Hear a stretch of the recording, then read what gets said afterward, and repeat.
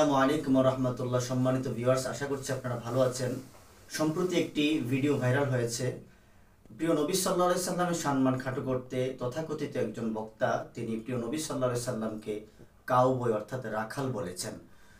দেখেন, আগে কাফের মুশরিকরা প্রিয় নবী সাল্লাল্লাহু আলাইহি সাল্লামকে যখন রাখাল বলতো, ইনকার সূচক, আল্লাহ রাব্বুল আলামিন এই প্রেক্ষিতে একটি কোরআনের আয়াত নাজিল করেছেন। সূরা বাকারা আয়াত নাম্বার 104। আল্লাহ বলছেন, বিসমিল্লাহির রহমানির রহিম, ইয়া আইয়ুহাল্লাযীনা আমানু লা তাকুলু রাইনা।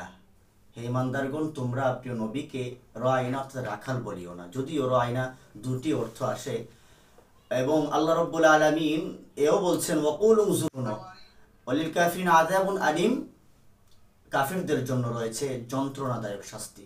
তবে আগে কাফের মুশরিকরা প্রিয় নবীকে রাখাল বলতো ইনকার সূচক, আর এই প্রেক্ষিতে আল্লাহ রাব্বুল আলামিন একটি কোরআন আয়াত নাজিল করেছেন যেন ওনাকে না বলা হয়, অর্থাৎ ওনার সম্মানে আঘাত হানে এমন সমস্ত শব্দ চয়ন থেকে আপনারা বিরত থাকবেন।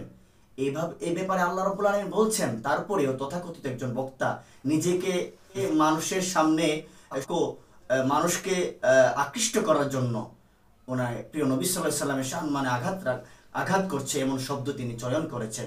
এই জন্য আমরা তার এই সমস্ত কুরুচিপূর্ণ বক্তব্যকে আমরা তীব্র নিন্দা জানাচ্ছি, আমরা তার শাস্তি দাবি জানাচ্ছি।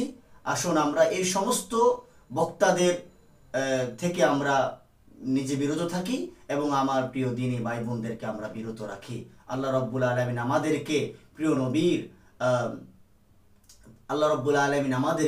প্রিয় নবী সাল্লাল্লাহু আলাইহি সাল্লামের বিয়াদবি থেকে বাঁচার তৌফিক দান করুক। আসসালামু আলাইকুম ওয়া রাহমাতুল্লাহি ওয়া বারাকাতুহু।